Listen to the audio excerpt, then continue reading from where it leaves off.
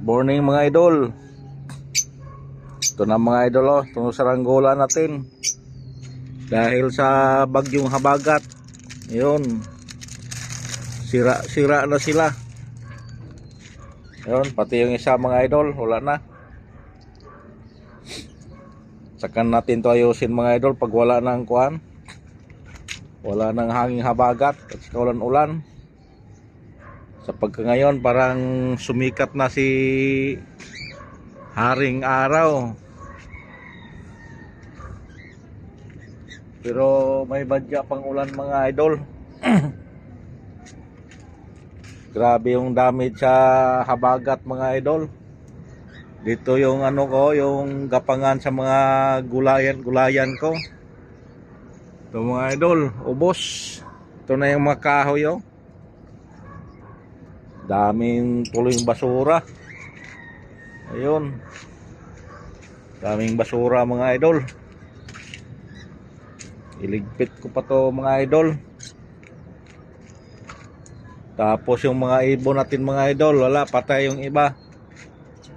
Dahil sa lamig. Ito na yung mga idol. Ito, mga yero. Dami tayong ayusin dito mga idol. At saka lilinisan. Ubos talaga. Buti na lang hindi lumipad papunta sa baba. Bali bumagsak lang siya kahapon. Malakas yung walang kahapon. Nagpaulan na lang ako para ligpit ngayon. Ano ba to? Ligpit pa natin to. Yung saranggola natin wala na. Bye bye. Ito. Bukas siguro mga idol o mamaya ayusin natin to pag wala ng kuwan para magkapalipad tayo. Yung mga gulay natin wala na. Lakas ng hangin dito nung nakarang araw. Ito. Yung mga lagyanan natin dito, binago na nga natin to. Dahil backlash to sa kuan, hangin. Yung signal number 1 dito mga idol para ding bagyo na talaga nga signal number 3. Ito. Dami nga nagtuklapan ng mga mga idol. Yung mga yero. Kaya ang hangin ngayon, yung signal number 1 lakas. Ito siya mga idol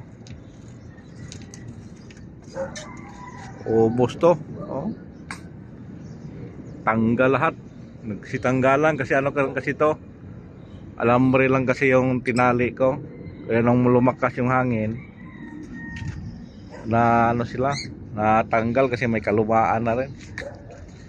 Buti itong malunggay natin hindi na bali kasi tinali ko to dito sa screen wire.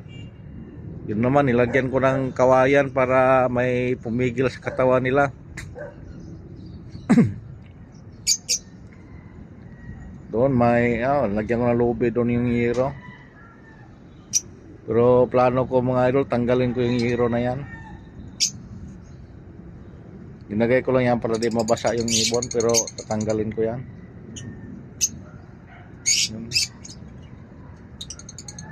Itong mga ibon natin na nakasurvive mga idol lumalabas na, nagpapaaraw. Iba niyan, 3 pares yan mga idol. Ubos. Lakas kasi ng hangin. Kahit pumasok sila sa nila, yung sa bird nest nila, malamigan pa rin sila. Sana mga idol hindi uulan ngayon para matapos natin to linisan dito. Kasi daming dumi. Tapos may iba dyan naman na may kasunod na super typhoon, yung binabalita sa Pag-asa ngayong sunod linggo daw. Sana lilihis lang yon. Di yung tatama sa lupa. Hirap na kung tatama mga idol. Dagdagan yung mga kahirapan natin. Sige mga idol, salamat sa pagsuporta din nyo sa akin, sa mga nagbigay ng star. Maraming salamat. Good morning.